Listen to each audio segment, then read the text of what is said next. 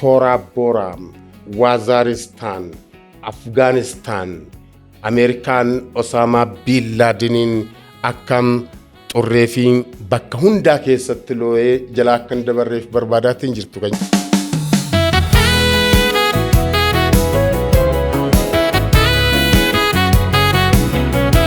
Ashamar kafuune kabajamtoota hordoftoota keenya kun qophii keenya poodkaastii Soofumarii.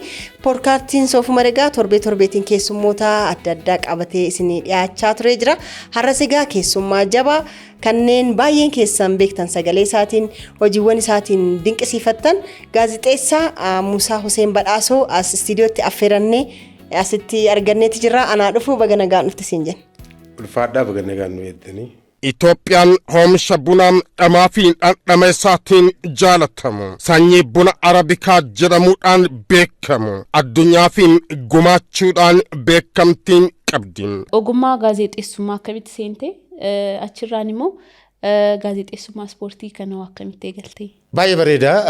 Ulfaadhaan affeeruu keessanii fi akkuma masarat dhaabaa kennee sabbataa. Kaaftetti maqaan kiyya Muusaa Huseen Badhaasoo jedhama. Baay'ee waan hin beeku.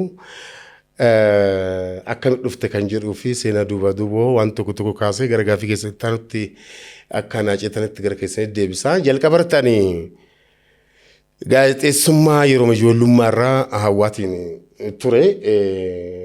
Yeroon isaa fagoodha. Duuboon isaa bara wajjin kaasuu barbaachisaa yoo ta'e na yaadadha. Yeroo kurkura xiqqaa turetti bara 1900 gara 72 isa kurkura reef lafaa dhufaatiin jiru kinkina jedhu Oromooni.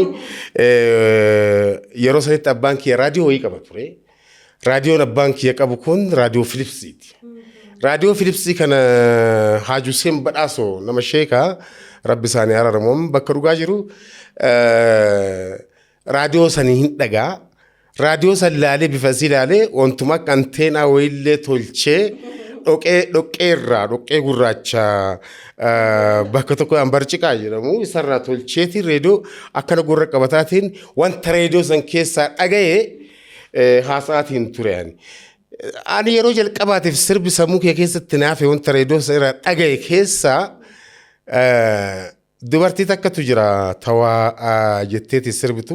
Yeroo sun yeroo warraaqsaati beekamoo taate is revolutionary time akka addaatti kana miti yeroo sooshaalizimiiti akka yaadadhutti taayimilaayinii isaa sirriitti yommuu kakkaasutti bara 1970 gara jalqabaa keessatti ka yeroon sooshaalizimiin Itoophiyaa kun ittoo'eetiin hadraan isaa itti finiine seenaa duuboo kaafteetiin yommuu dubbattutti yaaniiti cunqurfamtu. Yaaniiti cunqurfamtu walqixxummaa isheetiif yaa dubbattu. Ilfinis qannoo na fakkaata.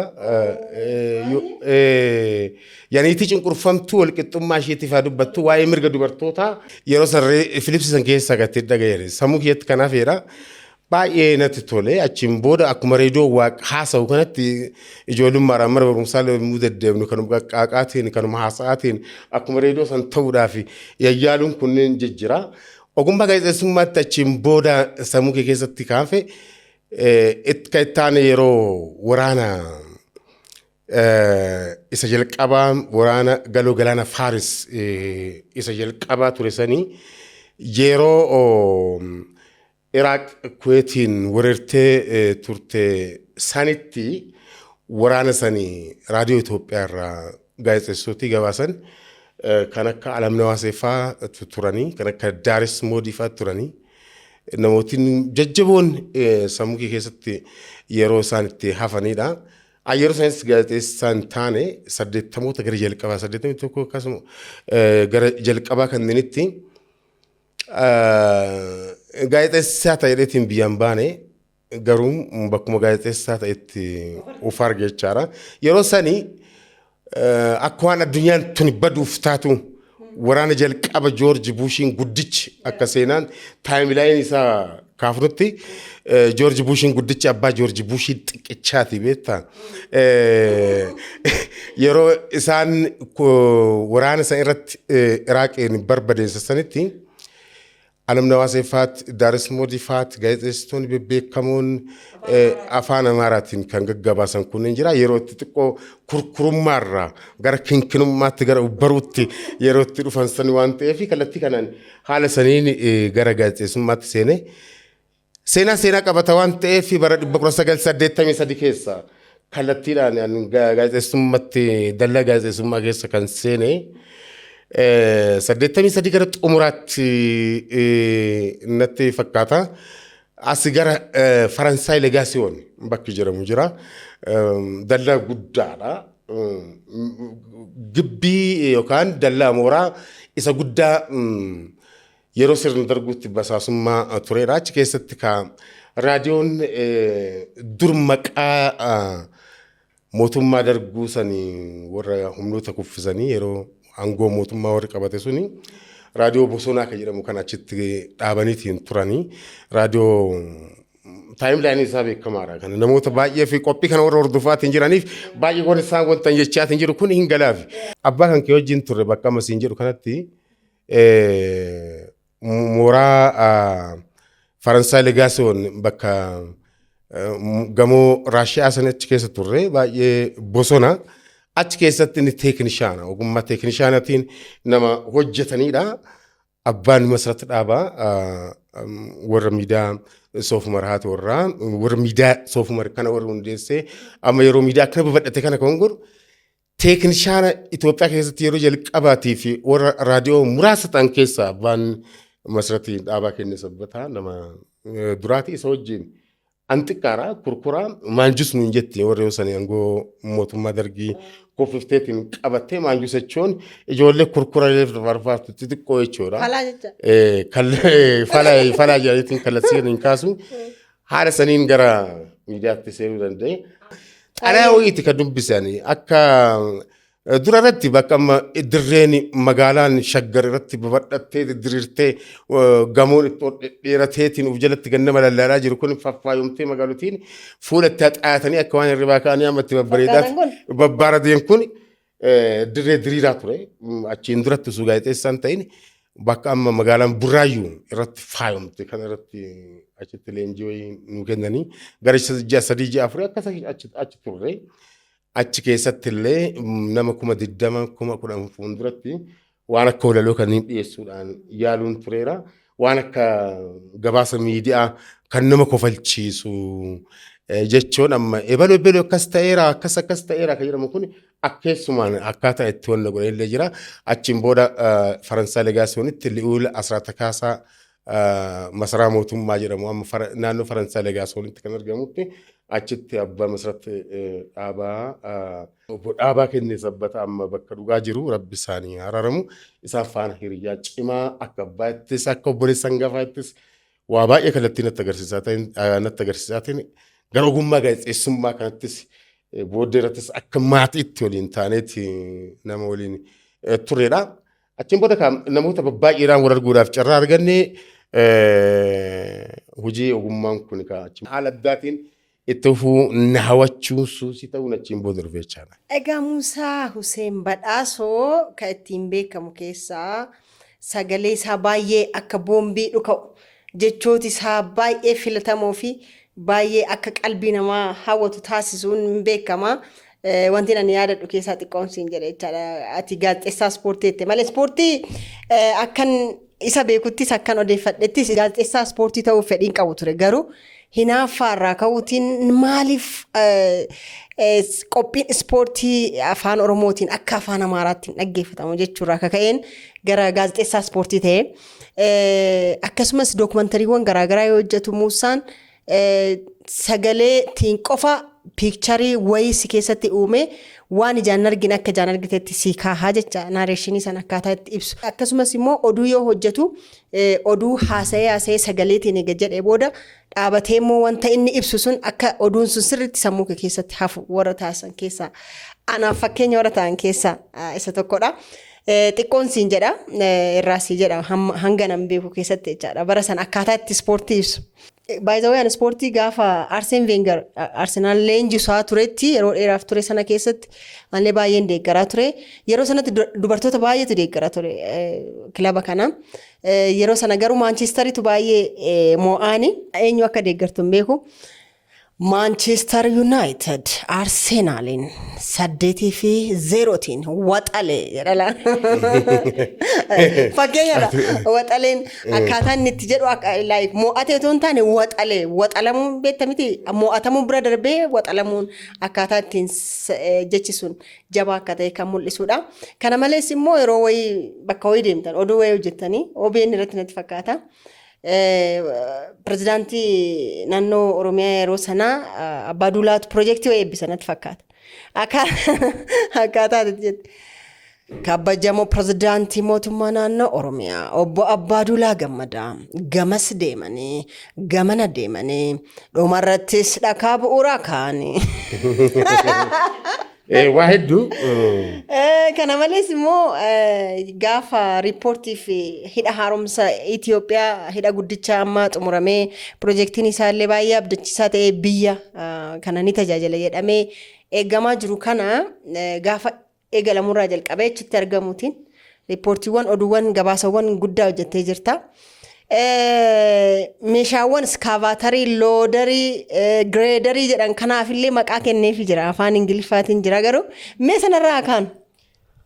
Baay'ee bareedaadha kaaseenan tartiiba isaa qabaa galatoomii baay'ee wanta hunda gadhee gargari na yaadachiiftee masii. Fagoodha seenaan isaa ispoortii akkuma tikaaftee odeeffannoo isaa akka argatte Rabbi haa beeku. Baay'ee matta buurteertaa Soofumar miidiyaa baay'ee dinqisiifadhaa. Gama kanaan waan akkanaa kana kaaftanii hafuurtanii haala akkanaatiin dhiyeessuun baay'ee bareeda. Ispoortii yaadatii miti kan gabaasee jalqabarratti masirratti dhugaa kan kaafte kana xiiqoo itti naqabee xiiqiin akkamiin naqabee yeroo ispoortiin gabaasni ispoortii amma faanaa keessatti yoo san raadiyoo faanaa ture amma faanaa korporeeshiniidha.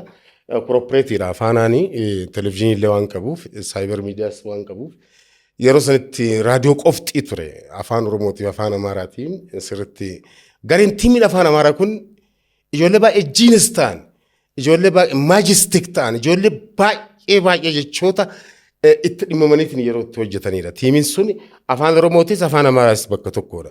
Tiimii san keessa gaazexeessaa beekamatu jira kan yeroo duri raadiyoo dhoqqee irraa tolcheetiin isa fakkeesseetiin haasa'u alam nawaaseefatu jira jechaadha.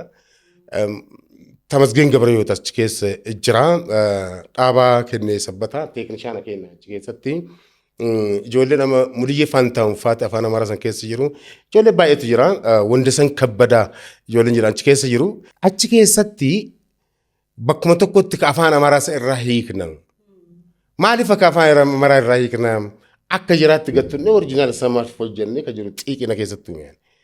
Kanaaf ani ispoortii gabaasaaleetiin yoo sanii waggantoota keenya turan faana waliin mari'achuudhaan gara ispoortiitti seenee usun beekin gaazexeessaa ispoortii haalitiin ta'ee jira. Maaliidhaafu morkatu na qabee akkuma masirratti kaaftee maaliif afaan Oromoo kun hin mi'aawudha? Muka maaliif jedha? Afaan Oromoo yeroo sanitti reef barumsi reef ittiin dagaagaatiin jira beekaa yeroo sun bara 1980 gara xumuraatii fi 90 gara jalqabaa keessa jechuun taayimlaayinii isaa yommuu ilaallu yeroo afaan Oromoo itti hadiraa isaa OET miti. Hagana dhaloonni akka ammaa kana ittiin eebbifamee yuunivarsiitii caalee tilmaamneetiin beekuu hin dandeenye jechaadha. Kanaaf kan Manchesterii kan kaafte yeroon sanitti yeroon hadiraa Manchesterii OEdha. Yeroon kilabii Manchesterii kun fiixee kilaboota Piriimer Liigii Ingilizii kanatti Shaampiyeens Liigii nama biyyooti gamtaa Awurooppaa kilaboonni biyya mo'atan bakka itti wal dorgomanidha. Waancaa kabaja guddaa qabu. Waancaa sadarkaa ardii Awurooppaatiin beekamuudha kan Piriimer Liigii illee walitti xaxee yeroo ni nyaatu ture jechaadha. Waancaan addunyaa jira. Waancaa addunyaa kana keessatti taphattoota beekamoo jira. Akka tasaa ammallee osoo hin kaafne biraan dabarre aniif dhaabaan mana kiyya keessatti yookaan mana dhaabaa keessatti ilaalla. Kwaasii kana jechaadha. Abbaa kan kee wajjin mana tokkotti ilaalla jechaadha. Manni keenya ollaadha sangaa taraa Raashaa gibbii bakka jedhamu kana gamoo li'ilti gibbiidhaan gara naannoo goommaa quxxabaa sanitti achi jiraannaayyuu baay'ee hawwii guddaadhaan laalla. Amma gaafa Manchester United garee atama duratti maqaa dhoofte kana ta'ee garee kaan ana yaadadhu sirritti dubbimasaa yaadachuudhaaf akkaataan yoo sanitti ibsine Eric Cantona taphataa jedhamu ture. Yeroo sanitti Eric Cantonaan kun taphataa beekamaa garee Manchester Unitediiti. Hin aarallee buqqeen isaa sibiil fakkii fakkaata baay'ee jabaadha jechuudha. Sibiil fakkii fakkaata jechoota ammallee jechoota tokko tokko akkuma namaa galatti jechoota oriijinaalii uummata keessaa jiru kaasuun barbaachisaadha. Hedduu kubbaa qabateetiin taphattooti baay'eetu fuuldura jira bitaa mirgaan gara taphattoota torbaan ta'u jidduu isaanii lixee kubbaa kaan miila jala loosee kaan asiin dabarsee miliqseet kubbaa qabatee gara fuulduraatti yommuu qajeelu karra eegaan goolii garee kilabiin faana taphatu suni akkana tootti dhufu akkana dalgaanitti malee kubbaa shafaxee kiyyoo keessatti mirmirsu waan jedhu sanfaa qabataniitiin akkanumatti gabaasa yeroo sanitti jechaara. Seenaa baay'eetu jira kuni kan abbaa duulaati. Dhakaa bu'uuraa kana kaa'utu baay'ata zamana yeroo wanna bara durii san keessa wanta akka ammaa kana osoo argini eebbifameetiin argitu daddaftee jecha dhakaa bu'uuraatu baay'ata. Dhakaa bu'uuraa kaa'amu kana kaa'amidha. Dhakaa maan bu'uuraa kaa'ameettiin biran deemtu. Nama nuffisiisallee beektu. Dhakaa maan bu'uuraa kaa'ame kaleessallee kaa'ame deengadillee kaa'ame jetteetiin bira deemuu dandeettu. Akkamiin beeffadhaaraan. Oduu hojjettu oduu kan akkamitti dhabni isaa akkamitti sammuu namaa keessatti hafa kan jedhu kallattii kanaan hojjechuudhaaf yaada. Na yaadadhaa akkaataa godina addaa naannoo Oromiyaa ka amma magaalaa Shaggar ta'e kana godina kana hundeessuu keessatti seenaa guddaa kan hojjetan kabajamoo pirezidaantiin duraanii mootummaa naannoo Oromiyaa Abbaa Duulaa Gammadaa yeroo haala godina kanaa bubbuursanii achitti bakka adda addaatti dhakaa bu'uuraa kaa'ansanii na fakkaata akkaataa itti yaadadhutti dhakaa bu'uuraatu kaa'ame seenatu hundeeffame dhalootaaf haarome dhalootaaf dhaleen kaa'ame hojjettu waa dhaamsa achi keessa dhaamsaa dharateetti yoo ilaaltu dhakaa bu'uuraatu kaa'ame dhalootaaf bu'uurame dhaloota boruutiif dhaleen kaa'ame hojjettu achi keessatti nama sirriitti afaan Oromoo beekuuf dhadhama dubbii kanaa dhaamsa dubbii kanaa sirriitti beekame jechaadha. San namootiin walitti daddabarsaatiin dhufan kallattii adda addaatiin kaasuu danda'u. Isaan garuu kana qofti sun taane gaafa Alamaayyoo Atoomsaatiinis aangoo harkaa fuudhanii haalatti kaa'anii aangootu harkaa dabarfame seenaa haarawatu haaromfame dhalootaaf fakkeenyi kaa'ame kallattii jedhuun caffi marraadha taa'eet laayivii akkaataatti dabarsaatiin turre jira jechuudha. Hojiin guddaan hojjedhe keessaa keessumattuu irra caalaa waa'ee miidiyaatii kan na gaafatte waan ta'eef chaaptarii reediyoo keessatti hojii baay'ee hojjenne yeroo faana ture sanitti yeroo an beekamtii guddaatti argadhe bara 1990 keessa jechuudha. Yeroo toop badhaafamaa cimaas ture. Baraasa yeroo saniitiin jechaadha sadarkaa dhaabbata raadiyoo faanaa saniin beekamtis nama qaqqabuudha. Yeroo sun yeroo namootiin baay'een yeroo jireenyaatti waan baay'ee kakkaawataniidha. Nu quban qabnu yeroo suusiin gaazexeessummaa sammuu keenya irratti ol bayeetiin of nu wallaalchise jechuu hin dandeenya gamanumaan jechuudha. Haga bara 1999 yeroo miilineemiitti jechuudha achi haga bara 2002 keessumattuu bara 1997 booda waan ta'eetiin ture booddeera kaasuu hin dandeenya. Yeroo sanitti achi keessatti waan baay'eetu hojjenne. Waraana guddaa addunyaatti taasifame. Achi keessatti waraanni addunyaa keessumattuu waraanni Afgaanistaan yeroo san keessa ture. Baajiddu galeessaa kana haala ammaatiin caalaa yeroo san keessa ture. Kanaanis morkaan oduu biyya alaa kan akkaataa itti gabaasu akkaataa itti qindeessu afaan Oromoo eenyu gadi kan jedhu ispoortii qoftu sun taaneen oduu biyya alaa irratti keessatti illee hirmaachuu eegalee gam tokkoon hin baradhaa gam tokkoon hin dubbisaan baay'ee waa dubbisuu kana jaaladhaa haga kitaabban ensaayikiloopiidiyaa gurguddaa kanneenitti odeeffannoo biyya alaa biyya addunyaa kanneen marasaa hin habuuraa haga danda'ametti reediyoon haga ammaa gudina dhukkubaan irfooniidhaan hin dhageeffanne baay'ee taanee dhaabaanillee akkasuma dhageeffata yeroo sanitti baay'ee eegariidha akka amma kana teekinooloojiin lafa guutee asinuu tuttu googil gasii harcaasu kanaa miti asinuu tuttu biroosii godhu kanaa miti yeroo isaa jechuudha teekinooloojiin hin jiru Kompiitarri yeroo san ture fakkeenyaaf akka seenaa irratti yaadan IBM kompiitarri jedhamu tokkiin faatitu ture jalqaba kompiitaroota galanidha beektu. Ganama batanii isaa tuttee istaartoo goote sa'aatii shanfassii bana. Ajaa'iba teekinooloojiin akka itti saffisu baay'ee kan nama dinquudha. Kanaaf oduu biyya alaa Afgaanistaan kan irratti Alam Nawaaseen kallattii biraatiin afaan Amaaraatiin bareechiseetiin haalli ittiin hojjetu jira. Ani afaan Oromootiin asiin bareechee haalli ittiin hojjetu jira. Seenaa waan ta'eef kaasuun barbaachisaadha. Yeroo san yeroo Ameerikaan akka malee baajiddu galeessaa kanatti xiiqiidhaan Osaamaa Biillaadiin fa'aatti barbaadaatiin turteedha. Keessumattuu gochaa shororkeessummaa 9/11 san faana wal qabatee akka Ameerikaan jettutti jechaadha. Akka odeeffannoowwan warri lixaa kaasutti saffaan wal qabateeti wanta atiin ture jechaadha. Yeroo saadamii fa'aatti qaban kanneen fa'aa George Bush haalli ittiin itti ibsa jira. Ladies and gentlemen, we got him. Kan amma afaan Oromootti jijjiiruudhaaf namicha qabanneerra kabajamtoota ulfaattota keenya namicha qabanneerra harkaan ganneerra kan jiru kana pirezidaantii Saddam Hussein jechuu isaati George Bush yeroo sanitti kallattii itti gabaafamee tureera. Bara kuma haga bara miliineemii sanitti yeroo amma 9/11 san faana yommuu as kaafnutti Osama Bin Laden hin barbaaduudhaaf wanta Ameerikaan hin goone hin jiru jechaadha. Baay'ee amma bakka lafaattu jira. Bakki lafaan amma Afgaanistaan keessa jiru, Paakistaan keessa jiru, naannoo baajiddu galeessaa kana jiru, ardii ishaa keessa jiru. Kanneen waliif finnee akkaataa itti hojjetaa hin turre jira jechaadha. Toora Boraa.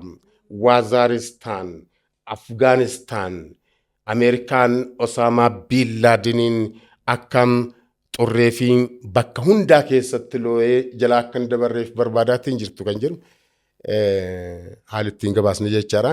Garuu Toora Booraan Osama Bin Laden dabarsee Ameerikaaf hin kennine kan jedhu kallattii sanii itti gabaafamaatiin ture. Maayidhaafuu Alam Nawaaseen kallattii kana haala itti gabaasuu ture jechaadha. Achi irrattis beekumsaa fi muuxannoo guddaa sii gabbisaatiin deema jechaadha. Oduu biyya alaa keessatti kana qofti sun taane filannoo pirezidaantummaa Ameerikaa yeroo Baaraak Huseen Obaamaan itti dorgome sanii yaadatu.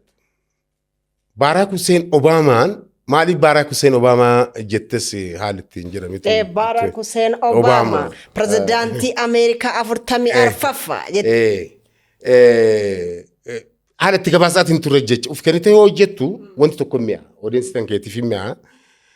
Kan biroo baay'ee raadiyoo keessatti. Ansarraan fudhadhee yeroo sana waa'ee Baaraak Huseen Obaamaa xiqqoo na yaadachiisa. Waa baay'ee kaasuu hin dandeenya. Dubbatamee dubbiin isaa hin quufamu.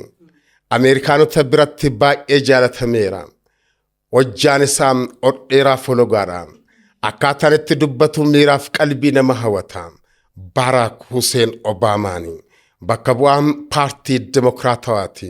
Warra Rippaabilikaanii mo'atee injifatee masaraa adiin baay'eewwan hawwasan keessa seenuu isaa waa'een oolleedha. Kun filannoon dura kan hojjenneedha. Filannoon booda baga gammaddan kan jedhan Baaraak Huseen Obaamaan haala ittiin sirriitti hojjetames tureera jechaadha. Baay'ee uf kenninee yeroo sanatti hojjechaa waan turreef Baaraak Huseen Obaamaa kana osoo akkasuma jechuu baatte namootiin baay'een jireensi jiru jechaadha. Maaliif jennaan deebiin qaban, reziniin qaban. Abbaa isaa Baaraak Huseen Obaamaati.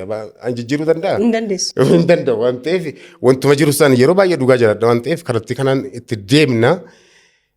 Oduu biyya alaa kanneen keessaa kaawwan qabiyya keessaa booddee waan baay'ee na gaafattee irtaatti deemuu dandeenya. Garuu oduu biyya alaa keessaa oduu namarraallee butee hojjedha. Waan jaaladhuuf oduu biyya alaa baay'ee fakkeenyaaf yeroo Maayik Jaaksan du'e san weellisaan beekamaa addunyaa achiin duratti inni maadhaa dachaatiin ture waggaa 150 jiraadha. Waan takka shakkinaa jedhee fuula isaallee jijjiiratee gurraachummaarraa adittuu jijjiireetiin deeme jechaadha. Yaadatan taanaan inni waggaa 50ffaa isaatti yommuu boqotu namarraa fuudheetiin hojjedhe. Oduu riippoortara wayiirraa buteetiin hojjedhe. Waa hojjechuudhaaf yaadeetani. Ani mata duree oduu sanii baara eenyu namichi kun du'e Maayik Jaaksan weellisaan beekamaa addunyaa du'e jedhee mata duree ittiin kennine. Afaan Oromoo gabaabduus waan mi'ooftu nama keessatti haftu takkatti qofa dubbadde duutiin ooltuudha mata dureen oduu sana jechaadha. Duutiin ooltu waggaa 150 jiraadha jechaatiin ture. Duutiin ooltu Michael Joseph Jackson waggaa 150 miti waggaa 50 darbuu hin dandeenye. Duutiin ooltu jiraatiin deema ritimii qaba wantichi kallattii kanaan oduu biyyalaa. Amma idaafu nama keessatti hafuudhaaf akka ogummaan kun suusii nama qabsiisa. Oo jennu kallattii kanaan kaasuu hin dandeenya.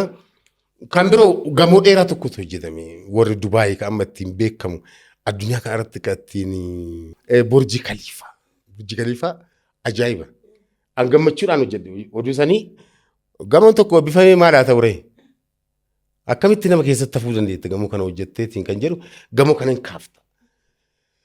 Gamoo oliitiin ol dheeratee follogee samitti ol qajeelee gamoowwan addunyaa hundaa of jalatti gad ilaale Burji Khaliifaa. Ol dheerinni isaa dirree kubbaa miilaa harka 8 ol dheerata. Gamoo addunyaa maraa ol dheeratee caalee of jalatti gad ilaale Burji Khaliifaa. Ritimii qaba kunis jechuudha. Nama keessatti hafaatiin. Dunuuffatteetuma bara. Bal'ina isaa. Tafsiira isaa kallattii kanaan oofaatiin deemte jechaadha. Waan baay'eedha kun kan biyyalaa hedduu kaasuu hin danda'ama. Gara biyya keessatti waan baay'ee waan na gaafatteef asii deebi'a. Keessumattuu akka gaafeetti kan na gaafatte keessaa waa'ee naannoo enerjii kanatti madda anniisaa kanitti oduu baay'ee hojjedheera. Oduu baay'ee hojjedheera. Oduu baay'een sammuu namaa keessatti hafes naannoo enerjii madda anniisaa kanitti oduu hojjedheera. Irra caalaa isaa. Iskaavaatarii, loodarii. Loodarii kan jedhu kunniin waa malee. Kan maqaa afaan Oromootiin kenniteef isa akka jettuufi bara. Hin kaafna. Jalqaba irratti pirojektiiwwan madda anniisaa Itoophiyaan hojjette mootummaa yeroo san ture keessatti tokko madda anniisaa Takazee kana ture. Madda anniisaa Takazee kun hin beektani. Seenaa isaa hordoftoonni qophii kana hordofaatiin miidiyaa soofumara hordofaatiin jedhanillee sirriitti beeku. Yeroo san ibsaan kun dhaamaatumaan nama rakkisa magaalaa keessa. Bakkuma adda addaatti dhaama, Adaabatti illee dhaama, Finfinneetti illee dhaama, Adaamatti illee dhaama, bakka adda addaatti dhaamaatumaan nama rakkisa. Hanqinni ibsaati jedhani sanuu faraqaadhaan namaa kenna. Bishaantu hin jiru. Faraqaatiin namaa bishaantu hin jiru jedhani boonni illee dheerata waa goge. Sababuma kana uumanii kana keessaa bahu jedhani Takazeen akka eebbifame ani maal jedhee baay'ee kan hin daganne yaa dukkana nagaatti yaa ifnana anaa dhufu jedhettiin hojjedha. Yaa dukkana nagaatti yaa ifnana anaa dhufu. Pirojektoota madda anniisaa Itoophiyaan hojjechaatiin jirtu keessaa tokko kan ta'e pirojektiin madda anniisaa Takazee eebbifameetiin ifoome. Yaa dukkana nagaatti yaa ifnana anaa dhufu jedhaatiin deema oduu sun nama keessatti hafe. Ijoolleen gaazexeessitoonni walii hojjennu gaafa safara isaaniitti ibsan jedhame shaamaa bitanii haala ittiin kolfaatti nagammaa kan jiran jettu kun kan gibeeti. Kun waan haqa jiru isinitti himan gibee sadaffaan yommuu hojjetameetiin xumuramee eebbifamutti gibeen gaabbeera jedhameetiin gam tokkoon qaama tokkoon immoo haasamaatiin ture. Madda anniisaa guddaadha. Biyya kanaaf gahee guddaa gumaachee jira. Akka haadha haaromsaatiin duratti jechaadha. Yeroo sanitti sadarkaa ministeeraatiin warri ministeerotaa haga warri aangawoonni gurguddaan mootummaa dubbii kana qabatanii sirriitti sammuu keessatti haala ittiin wanna jiran jiru jechaadha. Maal kaasanii gibee sun oduu gibee kana immoo hojjedhu ministeerri enerjii fi bishaanii yeroo sanitti Alamaayyoo Taganuu turanii isaaf gaggaafadheetiin hojjedhe yaani. Maal kaafne yeroo sanitti gibeen hin gaabbine gaafa pirojektiin kun eebbimu jechaadha. Oduu isa sirriitti yaadadhaan. Gibeen hawwii ta'ee abdii qofaan hin hafne gibeen hin gaabbine waa ifoomee xumuramee dhugoomee ibsaa ta'ee calaqqisee eebbifame kallattii jedhuun haalli ittiin hojjedhe jira jechaadha. Kun Xaanaa Balasi yeroo sanitti pirojektoota turan keessa hora Xaanaa irraa kan hojjetame Xaanaa Balasi. Kana kaameraamaaniin keenya yeroo sanitti Masaa jedhama diimaa kurkura fiigee hin dadhabneedha. Kaameraamaanii cimaadha. Kun baay'ee isa wajjin deemne ministeerota gara 19tu pirojektii kana eebbisiisuudhaaf garas deeme gara Xaanaa Balasi. Ministeerri muummee yeroo sanittis amma lubbuun addunyaa kanarra hin jirre eebbisiisuuf garas deemaniitiin jiru. Nu bakka dhabne jennaan ministeera lama nu jalaa buusaniitiin Muusaan hafuun qabu kallattii jedhuun garasitti kan yeroo san kan fudhataniitiin deemanii xaanaa balas kana xiyyaaraan waan deemneef duumessallee gad ilaalaatiin deemna beektaa. Duumessaaf lafa bishaanii fi naannoo xaanaa sanoo geettu walitti si dhufu akka waa'ee qindeessituuf sammuu kan kee keessa si tuuma jechaadha. Xaanaa balas kunoo ammas hadhas akkas kallattii jedhuun haala ittiin gabaasne ture jechaadha. Kun hojiin guddaan kaati na gaafatte piroojektota gurguddaa keessaa piroojeektii haaromsaati. Waggaa 10 walumas waggaa 13 gara xumuraatti deemaatiin jira. Piroojeektii kanarratti dookumentari jechuudhaaf gara hidha haaromsaatti kan deemne kiruu taaneetiin deemne. Dookumentarii televezyiiniif hojjechuudhaaf gara haalli ittiin deemne jira jechaadha. Ani hawweera achi dhaqqabuudhaaf bakka san arguudhaaf garuu taajjabaatumaan deeme. Oromiyaa keessa deemne. Bakka sana ammoo ogeenu bakka wanni atti hojjetaman san piroosesii adda addaa keessa dabarteetiin deemta. Gubaani akkuma maqaa isiiti jalqaba irratti jechaadha. Akkamitti gabaasuu qabaadhaan kan. Ani akkamitti haa gabaasu. Achi dhaabadhe ofiin arge anu gubataatiin jira. Akkamitti haa gabaasu. Gubaani yeroo sanitti yeroo aduun itti hammaatte. Kanaaf haala itti gabaasu kana dhaabadhe akkamitti istaandaappari akka turaamu akkamitti akka yaadama achitti wanta ija argu san dhugaa kan akkamitti odeessitti dookumentarii kee keessa galcha kan jedhu jalqaba irratti osoo gara maqaa meeshaalee kanneen moggaasutiin ceeni aduun gubbaa waxalti dacheen jalaan ol finiinti namoonni jidduu kanatti hojjetu kallattii jedhamu aduun gubbaan waxalti dacheen jalaa ol finiinti namootiin jidduu kanatti hojjetu akka daabboo bobeessaa jechuudha. Daabboo bobeessaa jalaanis ibiddaa gubbaanis ibiddaa. Kallattii kanaan haala ittiin gabaasne jira jechuudha. Baay'ee fantaastik ture. Kanaaf maashinii as keessa yaa'an kunin maashinii warra xaaliyaaniiti. Saaliinii jechuun immoo saaliinii koonistiraaktooriin piroojeektii madda anniisaa Itoophiyaa keessatti hojjechuu keessatti baay'ee Itoophiyaadhaa fi oolmaa guddaa dhaabbata gumaacheedha. Baay'ee hiikaa gara adda addaati jechuudha. Yeroo biraatti itti deemuu hin danda'ama addatti waa'ee kana. Tariitii saaliiniin meeshaalee fide kun meeshaa xaaliyaaniiti. Irra caalaa isaanii akka as bijidduu kanatti ilaaltuuti miti. Kanneen kaan moggaaftee kaan waamtee akkamitti dhiisuu dandeetta. Afaan Oromootiin moggaafachuu qabda. Sibiila kanneen maqaa xaaliyaaniitiin yoo waamte yookaan maqaa Ingiliffaatiin yoo waamte eenyutu dhaga'ama. Maal gochuu qabda? Gara afaan Oromootti as maxxansuu qabda. Ijoollummaadhaan akkaawuntiin yookaan haalteen yookaan warri daandii hojjetamu arge wanta arge sun hin jijjiiraa miti gurra keessatti wanti si hafee jiraa miti sannii fudhatteetiin asumatti itti uumuu qabda jechaadha.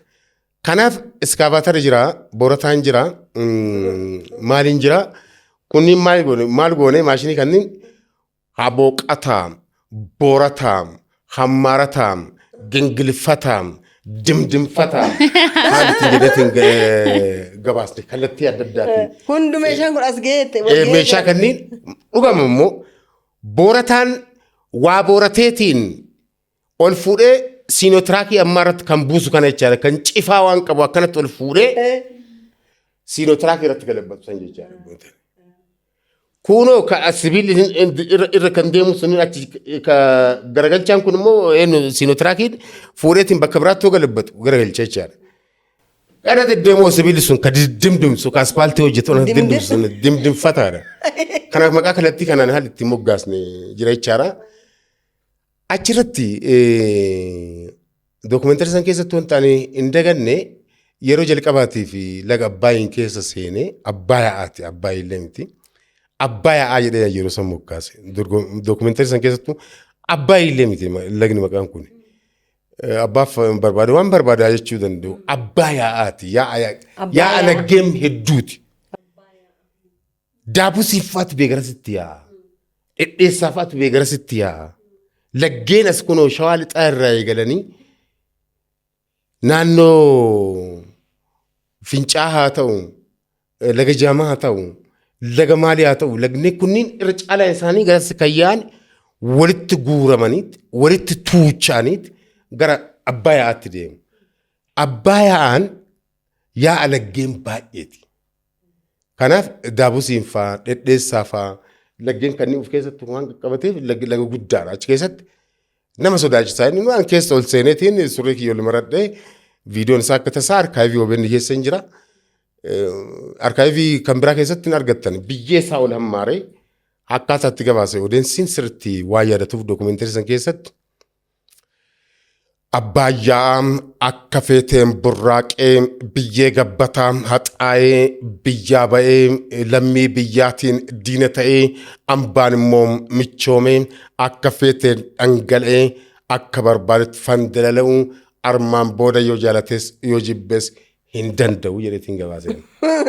Kalatti isatti jedhee qabamteerta jechuudha afaan biraatiin. Waan baay'ee kaasuun hin danda'ama ka waa hedduudha. Yaadannoon baay'eera keessaallee bahuu hin dandeenyu waa hedduutu jira. Haga yaadadhu qofti waan tokko tokko kakkaasa malee sammuu namaa keessatti wanta fe'u waan baay'eetu jira jechaadha. An qophii tokko lama qoftiidhaan ta'e qopheesse akka jalqabaa kaa'essanitti qophii ispoortii yookaan oduu qofaa miti dookumentarii qofaa miti. Dookumentarii waan akaakuu adda addaatiin hojjenneerra dachee Oromiyaa bakki inni nu hafee hin jiru waan adda addaatii dookumentarii daguu dagatamee hin jira yeroo amma hongeen booranatti ka'ee akka ammaa kana miti dookumentariin sanyii argama buna arabikaa jira dhandhama addunyaa kan jedhamu hojjenne yeroo sanatti hojjedhee waayilota keenya wajjin dookumentarii hedduutu jira jechaadha.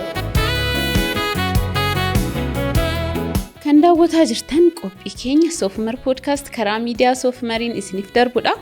Keessummaan keenya guyyaa har'aa immoo gaazexeessaa Musaa Huseenidha. Isa wajjin turtii bareedaa taasisuutti jirra. Hamma sagantaa keenya dhuma nu faana tura. Egaa akka nama ogummaa kana keessa umrii yeroo baay'ee turetti gaazexeessaan durii fi amma ni beektaa gaazexeessitoonni amma akka jecha keetti kurkuraa jiran baay'eetu jira. Maalimii gaazexeessaan duriif amma garaagarummaa qabu? Maal guuttachuu qabu? Asirratti kan ajaa'ibaa fi dabalataan illee gaaffiin gaafachuu fedhu yoo jiraate amma Musaan akkaataa itti hojjete mata dureewwan itti hojjete oduu eessatti akka hojjete dookumentarii akka eessatti akka hojjete baay'ee nu yaadachiisaa jira. Even akkaataa taayitilii isaa wajjiniin baay'ee nu kaasaati jira. Arrallee immoo OBN keessatti gaazexeessaa ta'e akkasumas immoo hoogganaa ta'e gaggeessaati jira. Muuxannoon isaa dilbiin kuni akka uummata bira gahuu fi akka dhaloota ammaa bira gahuu fi hangam gumaachitee jirta hangam leenjii kennitee muuxannoo kee qooddee jirta gadheedhu sanallee achumaan akka itti nu dabaltuuf. Bareeda. Jalqaba irratti muuxannoo kiyya kana namootaaf qooduudhaaf durdurraa kaasee baay'ee hojjedha.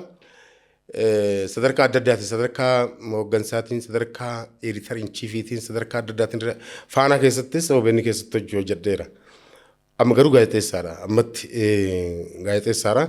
Hoggansa paawarii illee qabu. Paawarii nu barbaachisu fixanneera dhalootatti dabarsineera jechaadha. Amma ogummaadhaaf muuxannoodhaan hojjenna waan ta'eef kallattii kanaan hojjenna. Namootiin baay'ee fakkeenya taasifatanii ogummaa aga dandeen irraa qoshuruuf san irraa kaasanii bakka guddaa kan gaggaanitu jira. Sadarkaa hoggansaa guddaa kan ga'an biyya alaatti kan hojjetantu jira. NGO adda addaa keessatti warra hojjetantu jira. Biyya alaa keessatti bakka gurgurtaa warra jirantu jira jechaadha. An baay'ee oduu gabaasuun jaaladha. Hojii hojjechuu baay'ee jaaladha. Hojii gaazexeessummaa kana baay'ee suusiin ta'e hanga jiruu kiyyaaf wallaalchisuutti hanga jiruu kiyyaaf dagachuutti nageesseetiin of dubbatti naambisee dheetii yaadan. Garaagartee gaazexeessota ammaatii fi kan durii yoo kaaftu waayilotuma keenya waliin turre keessaayyuu jireenya fooyya'aa warri jiraatu jiraachuu danda'a. Yeroo amma namni akka namaatti yoo jiraatte maatii kan keetiif illee ta'uu qabda. Sabaafillee ta'uu qabda. Sabaaf hagammaatti ta'aatiin jirra. Bareeda waan xiqqoo taaneef saba kanaaf. Kana ol ta'uufii qabna. Yoo barbaachisaa ta'e jechaadha. Kana keessatti waan adda addaatu nama mudata. Gaazexeessitoota umruma keenya keessa turaniyyuu warri dafee yeroo sanatti yaadan jireenyaaf warri yaadan warri jireenya fooyya'aa jiraachuu maluu danda'a. Ani fi koobilistooniin Adaamaa mallee waluma dhiitaatiin oolla. Beektaa wal faana wal morkaatumaan deemna waan ta'eef hiriyoota kan kee durii yoo ilaaltu garuu jaalala uummataa yoo ilaaltu deebiteetiin itti gammadda jechaadha. Uummanni bakka sii qabu yoo ilaaltu deebiteetiin itti gammadda jechaadha. Kanaaf yeroo ammaa kana aksasiin gaazexeessummaa baddaadha. Namni martuu gaazexeessaadha. yeroo ammaa kanatti individual journalismiin yeroo itti baay'ateera jechaadha. Yeroon kun yeroo miidiyaan mainstream jennu yeroo qormaata guddaa keessatti jirudha jechaadha. Amma podcast dhufeera dur mainstreamiin qofti ture kun amma itti dabalameera miidiyaan dijitaalaa jira. Miidiyaan sooshaal miidiyaan kun jira. Kanaaf yeroo ammaa kana gaazexeessummaan akka gaazexeessummaan durii yeroo kennaa suni aksasii teekinooloojiin qabnu malee ogummaa kabajuudhaaf ogummaan deemuudhaan ogummaan jaalachuudhaan in hojjettaa uf ganitee hojjette uummata biratti raadiyoonis haa ta'u televizyiinis haa ta'u uummata bira hin geettachaadha. Gaazexeessummaan ammaa garuu kan cufa qabuu fi arraba qabu hoo jiraate baay'een isaa ol ka'ee ogummaa naamusa yoo hin eegne itiksii yoo hin eegne aksasii argadha jedheetiin yoo itti seenee rakkoo adda addaa uumuu danda'a jechaadha. Kanaaf qormaata guddaa gaazexeessummaan ammaa qormaata guddatu isa eeggata. Qormaata hamatu isa eeggata. Teekinooloojiin asiin jira. Rakkoon miidiyaan qabatee dhufe mataan isaa jira. Aksasiin kun qabatee dhufe jira jechuudha.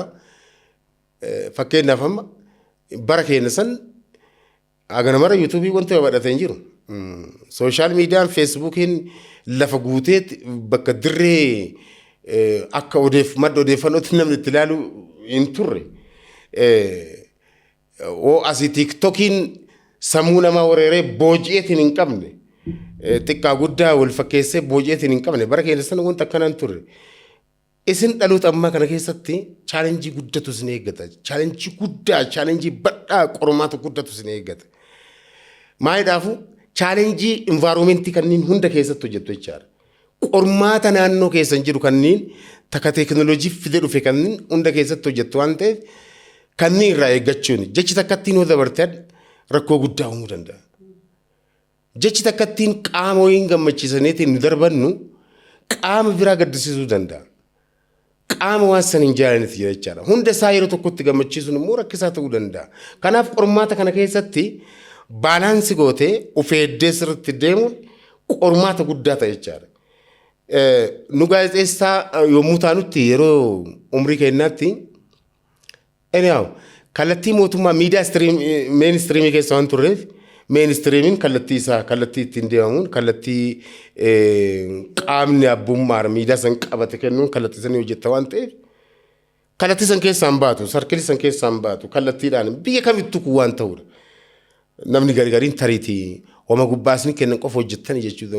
Miidiyaan ka'ee nuti maayikiin beeka mootummaati. Maayikii mootummaa kana kabajdeetiin hojjetta. Maayikiin kun kan amma irratti haasa'aatiin jiru kabajaa ulfinni isaa kan soofumar miidiyaati. Maayikiin muuxannoo kiyya keessatti baay'ifadde. Muuxannoo kiyya keessatti gabbifadde immoo kabajaa ulfinni isaa ka abbaa maayikii saniiti jechaadha. Kanaaf eeggachuu qabda. Maayikii kana duuba maaltu jira? Seeratu jira. Heeratu jira. Itti gaafatamummaatu jira. Responsibilitiin. Kanaaf gaazexeessummaa yeroo ammaa qormaata guddaa keessa kan jiru. Yeroo dorgommiin badhaa itti baadhate. Yeroo dorgommii itti heddummaate waan ta'eef rakkisaadha jechaadha. Kanaaf gama muuxannoo gama kaammaatiif ka durii olbira olaalte gama laayiviitiin olaalte gama jireenyaatiin gaazexeessaan durii jireenya isaa kan dagateera suusii uf kenne suusii gaazexeessummaatiif uf kenne kaammaa immoo osuma hojjetu jireenya isaallee yaada. Garaagarteen kenna immoo gama lachiinuu kana fakkaata. Nu namoota akkasii keessaa namoota dagatanii turan keessaa gama jireenyaatiin tokko gama ittiin nu gammachiisu homaa wanta akka ittiin shakkine kadhaa gadhaale ittiin gammadaatiin ittiin jajjabeessaatiin konfidensii galatti rochaatiin deebinu jaalalaa fi kabaja uummata irraa qabnu saniin jechaadha. Kaan muuxannoo kan jettee masirratti kaaftee muuxannoo min qooda. Namooti sadarkaa hooggansaa irra jiran jiru kana atileen beeytaa namootiin bakka adda addaa jiran fakkeenyaaf muuxannoo godhataniitiin namootiin ka'an baay'ee kaasuu hin danda'ama. Akka Addimaasuu Daamxoo kanneen kaasuu hin dandeenya. Teediroos Nagaash kanneen kaasuu hin dandeenya. Ijoollee baay'ee kaasuu hin dandeenya. Faayinaans OBN keessatti yeroo turetti ana miidiyaan lachuu miidiyaa mana kiyyaadheetii yaada. Baay'ee bakka itti muuxannoo guddaa guddifadheetii yaada. Kanaaf aga danda'ametti ijoollee tammallee sirriitti muuxannoo keenyarraa hin qoonnaaf kallattii kanaan adeema jennee ittiin himna. Fakkeenyas kan nu godhataniitiin ijoollee hojjetan hoon argan kan nutti gammadan kan kabajaa ulfinna nu kennan ijoollee baay'eetu jira. Ijoollee illee firfaaruutti akka keessanii kunniin baay'ee kabajaa ulfinna kan nu kennantu jira waan ta'eef kun baay'ee na gammachiisa. Kun fuulduraafis itti deemuu kan qabnu jechaadha. Ogummaan miidiyaa kun garuu asirratti of eeggannaa cimaa kan barbaadu ammas jedhamuree kan kaasuu barbaadu namni maayikii harkaa qaba waan jedheef maayikii sanitti akka barbaadetti haasa'uu dhiisuu kun amma rakkoo dijitaal miidiyaan fide rakkoo teekinooloojii fide waan ta'eef baay'ee isarratti of eeggannaa cimaa gochuun amma dhasin boodikaasteedha boru televezyiinii mataa keessanii kan danda'e qabaachuu dandeettu. Miidiyaa guddaa mataa keessanii kan danda'u ammallee guddaadha qabaachuu dandeettu aksesiin akkana badhachuun isaan immoo dhalootaaf carraa guddaadha xiyyaadhaan waan aaga jalqabdanii waan aaga guddaa irratti jirtanii isin hordofa namooti nama dhidheessaatiin jirtanii yeroo baay'ee namoota bibilchaatoodha namoota ciccimoodha ammallee kana caalaa cimtanii kallattii hedduun cimsitanii namoota hawaasni kun sheeppii ta'uu barbaada. Dhaloonni kun dhaloota qormaata guddaa keessa jirudha. Waan baay'eetu irratti loon ta'aatiin oola. Waan baay'eetu irratti fe'amaatiin oola. Waan baay'eetu irratti dhimbiibamaatiin oola jiran. Kanaaf miidiyaa mootummaa qoftiidhaan, miidiyaa namoota bebbeekamoo muraasaa qoftiidhaan dhaloota kana sheeppi gochuu hin dandeenye. Dhaloota kana sheeppi ta'uu qaba dhaloonni kun jechaadha. Gam tokkoon burjaajii guddaa keessa jira dhaloonni kun. Asiin kan biraatti waan biraa kallattii adda addaatiin yaadama biraatti dhimbiiba. Asiin kan biroo immoo yaadama biraatti dhimbiiba.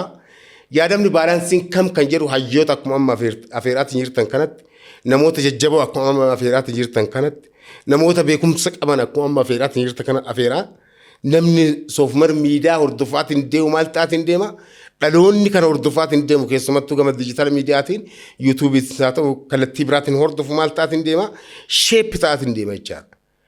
Dhaloota kana sheeppi hongoonee rakkoon guddaan nu mudachuu danda'a. Rakkoon hamaan nu mudachuu danda'a waan ta'eef dhaloonni dhaloota jalaa hin kunuunfanne dhaloonni dhaloota jalaa sheeppi hin goone immoo dhaloota irratti akkamitti abdii horuu danda'a kan jedhu gaaffii nama kaasa waan ta'eef of eeggannaa cimaa barbaachisaa kan jedhudha. Gaazexeessaa Muusaa Huseen Badhaasooti egaa turtii kan wajjin taasisaa jiru kabajamtoota hordoftoota keenya ammas akka nu waliin turtaniif gamanumaa isin affeerra amma immoo gara dhimma keenya dhumaarra gahaa jirra. Dhimmoota baay'ee waliin kaasneeti jira waan baay'ee waliin mari'anneeti jira innis waan baay'ee nu kaaseeti jira otoo oollee waliin bulleellee waan nu nuffisiisu nu dadhabsiisu miti ammoo ammas sa'aatii qabnu keessatti wantoota muraasa keessaa saammannee isa wajjin turtii goona jechaadha akka nu waliin turaniif gamanuma affeerra. Waan baay'ee kaasnee jira Muusaa egaa akkuma ati jettee ogummaan kun of nama dagachiisa.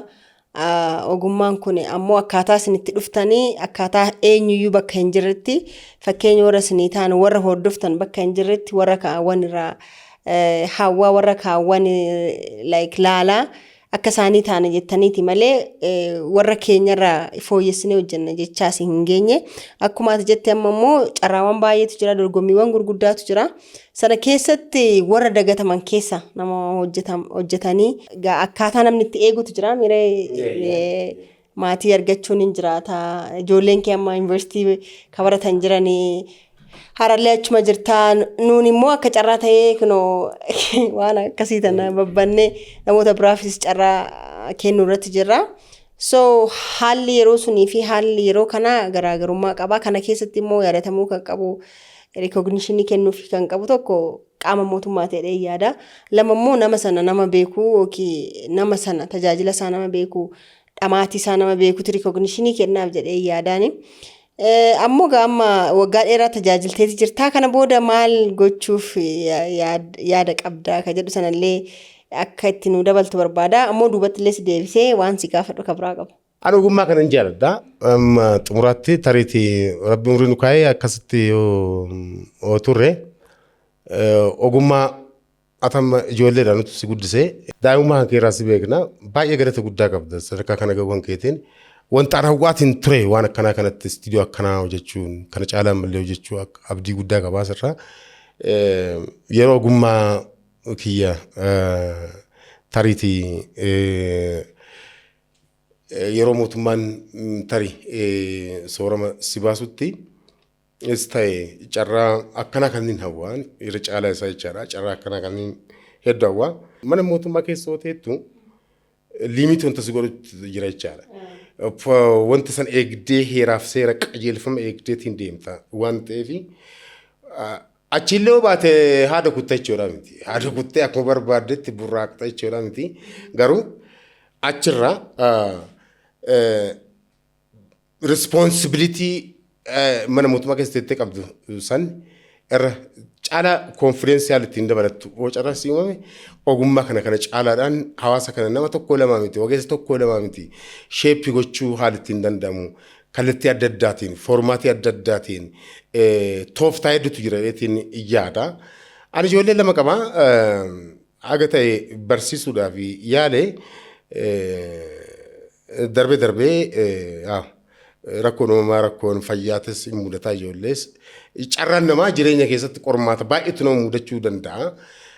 Tarii ijoolleen tiyalachuu injiinara akka ta'an hawwaatiin ture ogummaa kiyya kan akka ani jireenyaan duubatti hafe kana duubatti akka hafan waan hin barbaadneef injiinara akka ta'an hawwaatiin ture tokko siviil injiinariidhaan erga bifame waggootii lakkoofseera carraa hojii argachuu yoo baates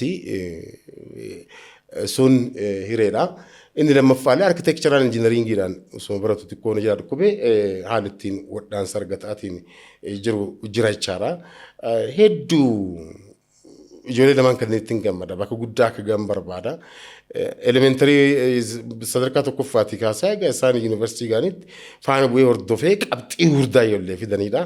Envaayiromentiin keenya kun immoo dargaggeessaa baay'ee cinqiidha. Envaayiromentii kana keessatti duratti amma akkuma waa'ee dhalootaas ni kaa'isan keessatti kana keessatti dhaloota kana osoo sheeppi goone dhaloota kana osoo qaamni dhimmi ilaalatu wajjinis orgaanaayizeshiniin guddaan tokko osoo uumame osoo jiraate wanta baay'ee dargaggoota kana qorantu jira wanta baay'ee dhaloota ammaa kana qorantu jira. Isin hin beektani dhaloonni ammaa kun jechaadha. Sirriitti waan beektan na fakkaata. Magaalota adda addaa keessatti maal argaatiin jirra? Naannoo yuunivarsiitiitti maal argaatiin jirra? Environmental hazardiin dhaloota qormaata keessa isaatiin jiru kun akka maattillee qorachuu danda'a. Garuu rabbi si gargaaree ijoollee si eebbifamtee sadarkaan argamuun kun gammachuu dhagam tokkoon hanga barbaadu san hojii si qabachuu dhabuun isaanii maal ta'uu dhabuun kunniin hanga tokko hosi dhagames ijoolleen garuu sadarkaa guddaarra mana dhaabbilee barnoota olaanoo irraa sanuu dhaabbilee yuunivarsiitii mootummaa irraa sadarkaa kana ga'uun isaanii baay'ee si gammachiisuu danda'a. Garuu gammachuu xumuraatii miti. Yeroo tokko argata. Ana irra caalaa isaaniif yaada. Anaga dabarseera garuu maaliif injiinara gootee akka kee gaazexeessaa akka xammaaf hin goone gaafii jedhuuf hordoftoonni qophii kana warra soofumarii miidiyaa hordofaa jiran akka kiyya kana akka hin taanee fi jireenyaan duubatti hafanii ogummaan kusuusis ta'ee akka hin taanee fi kan jedhudha. Gaafii wayii rarraftee hambiftee. Kan gaafadhe kana booda seentariiwwan tireeningii joornaalizimii amma fakkeenyaaf namoonni hin babbanuu muuxannoo sana qooduu keessatti dhaabbilee ofii banuu keessatti wanti yaadde maaltu jira gara fuulduraa yaada jedhu kaasuuf hin kaaseeyyuu kanas keessatti. Bareeda wanta akkasii yaadan qaba. Wanta kakkatabee lafaa qabullee jira. Kitaabni wanta nama asirratti sa'aatii muraasa daqiiqaa muraasa keessatti isinitti kun xiqqoodha. Baay'ee kitaaba hedduu yaadannoo hedduu kan nama dinqu tariitii afaan Oromoo kana keessatti afaan Oromoo afaan keessaa baasu keessatti gahee xiqqoo wayii gumaachee ta'eetii yaada. Afaanuma siyaasaa qofa ta'ee akka hin hafne afaanuma Oromoo waan ta'eef afaanuma dubbatamu qofti akka hin taane wanta akkasitti ispoortiilee cinqamaa wanta akkas oduu biyya alaallee cinqamaa agirgeetiin kanaa yoo ilaaltu maal ta'a afaan kana guddisuu keessatti gahee hanga takka xiqqoo wayii darbadheetii yaada. Kun ga'aadhaa miti.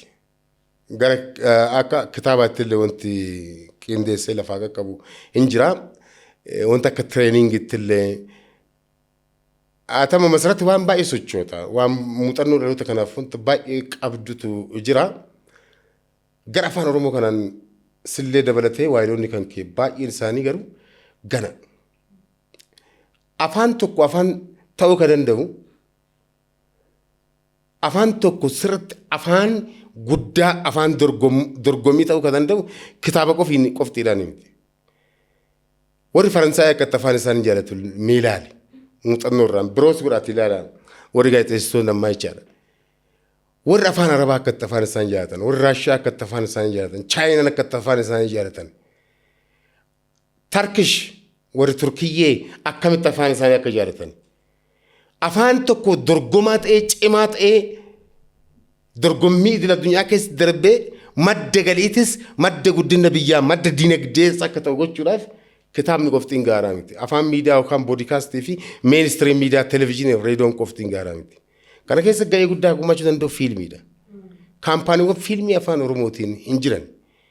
Gama kanaaf fiilmiiwwan guddaan darbee wanti yaalamaa jiru hin jiru jechuudha miti. Kilippiiwwan amma ijoollee yaaltu bareedaa kilippiin fiilmiin ta'u. Oromoon fakkeenyaaf sirna gadaa qaba. Irreecha qaba. Asittoo fuutee dhuftee immoo akka Oromootti akka sabaatti sirna gadaa kan fuutee sadarkaalee sirna gadaa kanneen fuutee irreecha kana sirna kabaja isaa durii fi ammatti jidduutti akkamitti adda citee fuutee itis kaampaanii guddaa keessatti sadarkaa Hooliwuditti fiilmii hojjechuu hin danda'amu. Yaadama kanneen godhattee fiilmii guddaa hojjechuu hin dandeetta. Fiilmii guddaa hojjettu kanaan afaan Oromootiin hojjette afaan kanneen biroo wanti sun hoo gaarii ta'e yesuu hin jaalatin dirqamaniitiin akkuma fiilmii warra Turkiyyee fa afaan Oromootti afaan Amaaraatti ijoollee yaalan kana afaan Ingiliffaatti yaalanitti torgoman kana afaan Oromoo irraa gara afaan biraatti akka hiikamu gochuu hin danda'ama jechaadha. Afaan diinagdee ta'e afaan tokko dagaage guddatee jennu sadarkaa kanatti wal guddateedha. Afaan gurguramuu qabaadha gabaabbinaan. Afaan gurguramuu qaba afaan Oromoo jala gurgurtee maal godhaarta Muusaa akkanaan hin jenne garuu isan jechoo kiyyaa miti. Afaan gurguramuu afaan biizinasii ta'e afaan diinagdee ta'e sadarkaa addunyaatiin afaan dorgomaa ta'uu qabaadha kan jechuu barbaade. Afaan aartii akkaataa itti yaalamaatiin jiru amma yaaliin jalqabbii babbareedaan jira.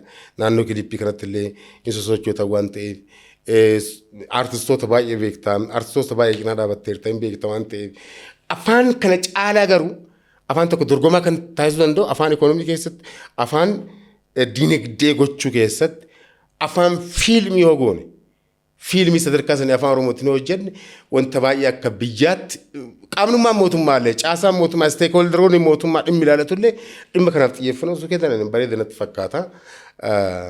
Hin yaada waan akkasii kanas hin yaada yaadaman qaba dizaayin wanti gogoree jiru jijjiira rabbi nu haa gargaaru waan jechaadha. Tole egaa eenyummaan ijoon gaazexeessaan qabaachuu qaba jettee yaaddu maalidha? Eenyummaan ijoon gaazexeessaan ta'u qabaachuu qabu ogummaa isaatiif bitamudha. Ogummaa isaatiif buluudha. Ogummaa isaatiif uf kennuudha. Akka eenallee keessatti cuubamee achumatti daakuu qaba osoo hin taane jireenya isaallee yaada akkaataa yeroo isa gaafatuun dorgommii yeroo isa gaafatu keessatti jechaadha. Of ta'ee jiraachuudha. Yeroo hundumaa immoo achi keessatti wanti tokko dogongoramuu kan hin qabne yuunivarsiitii asiif masarata illee yookaan yuunivarsiitii keessatti tiyooriin barannee achi baanu kuni irra caalaan isaa tiyoorikaaliin dhugaman fakkaata. Warri tiyoorii sannuu katabeetiin as yaadama sannuu katabeetiin as nu kenne maal hojjetaa jira. Kanaaf duratti waan tokko kaasee ture waa'ee mainstream media qormaata guddaa keessa jira kan jedhu. Amma mainstreamiin akkasitti yuunivarsiitii isaanii keessatti waa'ee saayinsii joornaalizimii yuunivarsiitaatiin turan ammuu fi maal godhaatiin jiru. Haala amma Ameerikaan keessa jirtu haa laallu fakkeenyaaf Trump turuuz miidiyaa qofa irratti gallakkifata malee akka durii yookaan CNN itti qabatee oduu maal qabatee hin dhaqu gara sooshaal miidiyaa filata namni jechaadha. Trump qofti miti hooggantoonni baay'ee addunyaa biyya maaliif gara sirraa fagaachaatiin jiru kan jiru jechaadha. Saayinsii warri westernii nu barsiise sun saayinsiin filosoofiin joornaalizimii nu barsiise sun maal ta'e jechuudha. Filosoofii sun dhara jechuu kiyyaa miti. Of eeggannaa barbaachisaa. Jarri maaliif wanti baranne kun sirrimaa akkas qoftiidha. Nu saayinsii san caalu qabaachuu dandeenya. Akka Oromootti, akka sabaatti, akka biyyaatti as fudhanne waan guddaa qabaachuu dandeenya waan ta'eef yeroo hundumaa of kennanii ogummaa san kabajanii itiksii joornaalizimiitiin jiraachuudha. Of taphachuu jechuudha. Amma mugaa dubatti si deebiseeni bakka dhaloota kee godina Arsii aanaa Qoree magaalaa Qoreetti si deebisa. Qoreen biyya qabsootiin beekamtu keessaa biyya tokko bakka sana gaazexeessaan bahee Muusaa qofa moo ogummaa biraatiin namoonni bebbeekaman eenyu fadha? Mee nu yaadachiise akkam keessa jirti Qoreen? Qoreen duraaf Qoreef kofalee tokkoma. Tokkoma ammas tokkoma Arsima gosaan illee tokkoma hundumtu tokkoma agamma ikoloojii suni waa beekamaaf gamanni illee tokkoma ayyaadama akkasiitiin kana keessa jiru even loqonni kiyyaa waan masrataa ta'e waan gaafatteef deebisa malee hangaafii akkana baay'ee itti hin bu'uyyuu Qoreen Oromoodha bakka qabsooti amma nagaa agodeeffannoo qabutti namooti jajjaboon baaniiru. Gaazexeessaan bahee gaazexeessonni babbaan jiraachuu danda'u. Dursee kaga bahee garuu ana achi keessaa dursee ka bahee yoo san kofaleef Qoreen illee bakkuma tokko waan jirtiif Muktaar Hussein illee kofalee amma achi keessaa bahee EBC sadarkaa itti aanaa hoogganaa ka jiru achuma keessaa ijoollee baantu jijjira. Ijoolleen gurdoon jiru akka ijoolleen baay'eetu jira. Kofalerraa gara ijoollee 5-6 tokko hin ta'u jechaadha. Gaazexeessummaati. Arsii lixaa kana akka carraa ta'eeti gaazexeessaa baay'eetu jira. Aga daabbaa lachuu geenya akkuma tokkotti ilaala waan ta'eef sillee dabalatee ijoolleen amma OBN keessatti illee walii wajjennu. Maamada Damoo achuma ture. Achuma Maamada Damoo illee achuma baay'eetu jira. Kaan akka Abduu Jabbaar Kabbee achuma Isaa Eebboo Maamada Damoo. Kabiyyaadhaa keessa jiran masa dhaabaa kennee sabbataa Muusaa Hussein Muktaar Hussein obboleeyyan nuun jedhu bakka tokkotti gabaasaa kan ture waan ta'eef ikoloojiin keenya tokkuma haga daabbaa haga waa beekaman illee ceetutti akka maatiitti rabbi isaanii araaramu abbaan kiyya amma gara fuura akiraa jiru waan ta'eef ilmaan abbaa kiyyaatu namootiin bakka gurguddaa kan hedduutu jira jechaadha obboleeyyan kiyya jechuudha. Bakka gurguddaa warra gaggee jiru sadarkaa doktorummaa warra gahee jira barumsa amantaatiin illee warra fiizal quraan ta'eetu warra bakka gurguddaa wal kuteetu jijjira biyya alaallee ijoolleen jirti as Finfinnee keessaa jiru kanaaf horteen keenna baay'eetu jira achirraa kan baan doktoroonni baan jiru namootiin bebbeekamoon baan jiru ikoloojii naannoo keenya san keessaa. Kan akka Ambaasaadder Silimaan fa'aa fudhachuu hin dandeenya. Ikoloojii keenya tokko waan ta'eef Qoree qofaa miti. Doktoroonni akka Maamad Waajisoo fa'aa fudhachuu hin dandeenya. Namoota jajjabootu jira waan ta'eef namooti naannoo sanii ba'an bakka gurguddaas kan jiran waan ta'eef namoota ajaa'ibaatu jira. Saayinsii amma afaan illee deebi'uu kan danda'ani. Tariqa akka Ruqiyyaa Alii fa'aa baay'ee she is a nuclear scientist. Mana marii bakka bu'oota akka miseensaa namoota akkana kanneentu jira. Nuclear scientist jechuun nama salphaadhaa miti. Doctor in physics in nuclear science jechuun waan salphaadhaa miti. Namoota akkanaatu jira. Akka keessanii immoo kurkurran qabna. Hundaafuu egaa Muusaa waan durillee baay'ee kaasuu fedha ture garuu amma kaasuun illee xiqqoo natti ulfaateeti. Tarii miira keessan seenaa laata waan jedhullee na yaaddeessaa kanaafi hundaafuu ammoo gaafa dhaabaa kennee du'u seenaasaa akka dubbisisi ture. Arsii lixaa aanaa daabbaa ganda washaatti argamte illee akkaataan ati dubbiste harallee sammuu kiyya keessa jira. Ammoo yeroon si argullee miira keessa illee seenuuf baay'ee of qabeetu maaniin jira. Garuu hanga har'aa lubbuun jiraattee ogummaa kana keessa tajaajiluu keef haala kanaan deebinee wal arguu keef gammachuu guddaatu natti dhagahamaani. Silaa wantoota baay'ee gaafachuuf yaadallee na jalaa babbadaniirani. Garuu ammoo bara jireenya kee keessatti wanti si gaabbisiisu imala hedduu keessa dabartanees keessanii wantoota nama aarsan wantoota nama gaddisiisan wantoota qalbii namaa cabsan baay'eetu ture rakkoowwan hedduutu ture kan inni yaadadhu keessaa halkan ka'u yeroo hojii seenan yeroo raawwachiisaan jira oduu dubbisuun hin jira yeroo faana hojjetan sana yeroo tokko kaalsii tokko fa'aa godhattee deemtaa yookiin qullaa kee kaataa akka sa'aatiin qilleensaa si jala hin darbineef so yeroo hunda bir'achaa jiraachaa because daqiiqaa takka dabarsuu hin dandeessu sa'aatii qilleensaa waan ta'eef kee jennaan nama kaataa yookiin uffata garaagaraa uffattee yookiin uffata kee naannessitee uffachuu dandeessa so mee maalumatti si gaabbisiisa jireenyawwan dabarsite keessatti akka gaabbiitti wanti kaastu immoo akka hanqinaatti toon bakka kanatti haala kanaan hojjedhe jettee wanta yaaddu jireenya kee keessatti sirraa barachuu dandeenya waan jedhu yaadeetti.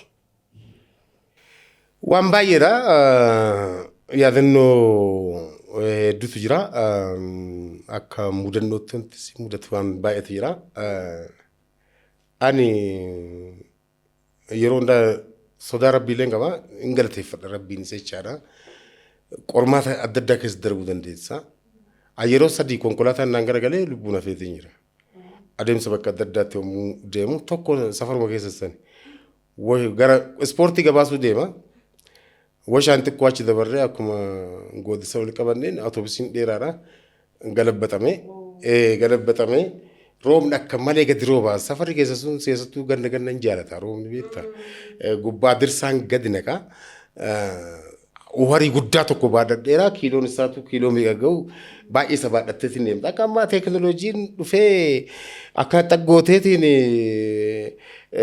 sagalee akka barbaadetti waraabdee bakkuma sanii kan dabarsitu miti. Meeshaa gana ga'u harka jedhan tokko jira baay'ee olfinni isaatu takkatti akka lubbuu kan keessatti edda jechaadha. Isa baadhadhee goobbatti dorgommii shaampiyoonaa kubbaa miilaa dargaggootaatu ture isa gabaasuuf deemu gooda sana akkuma hojjetee makiinaan otoobisiin bicaa wayiitii otoobisii yeroo sanii wayii akkanuma gaggaragalee poolisiin toltuusu dirsaan na shamsee poolisii wayii fiigaa piikaappii wayiitiin yoo dhuftu harkatti qabee mattaawaa kiyyatti agarsiise gubbaarra bahee osoo roobni akkas roobu dorgommii isa dhaqqabuudhaaf haalli ittiin deemee jira jechaadha. Kan lammaffaa baay'ee kan hin daganne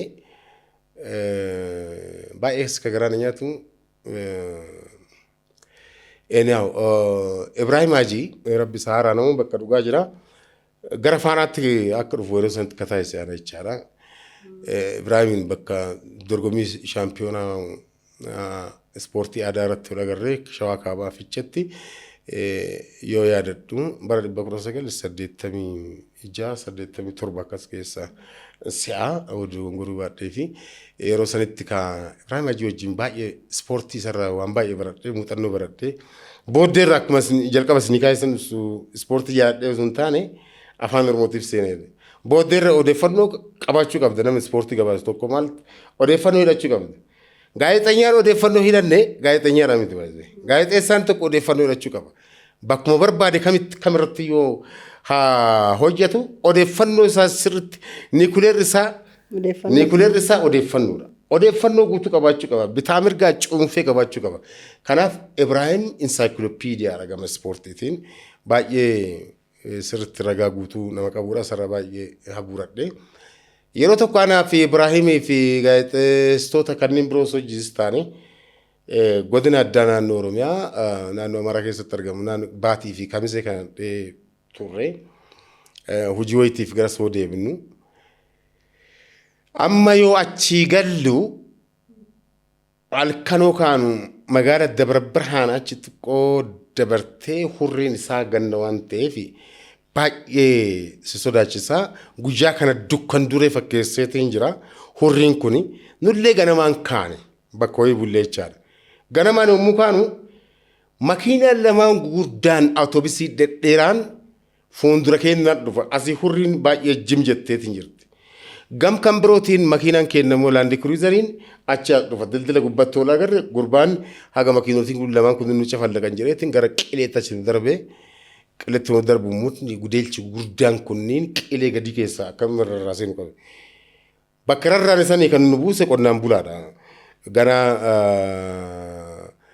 wanti maashiniin makiinaa achirraa harkisu barbaadamee humni nama baay'een barbaadamee aan fiigee gara Dabra Birhaanitti deebi'eet humna gargaarsaa kadhannee haalitti achirraa.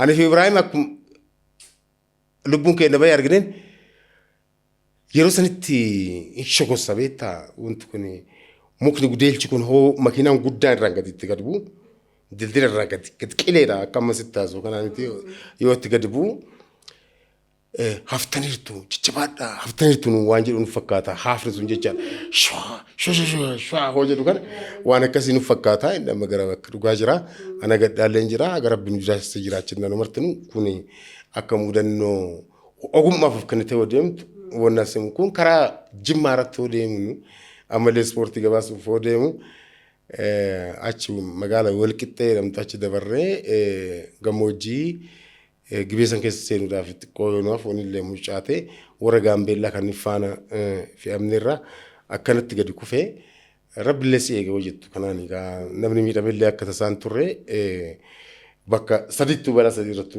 nu hundaa rabbi nu eegeetiin jira. Makiina achi kan waan dandeenyeef an dorgommii ispoortii waan gabaasuu deemuuf na duuba ammoo komishinarri koobraa isaa ofaatiin hodhufu harkatti baasee dhaabee an gabaasa kiyya koobraa yaabbadee aditti dhaqqabee jira jechaadha. Kanaaf mudannoo hedduus waan ta'a wanti itti gaabbitu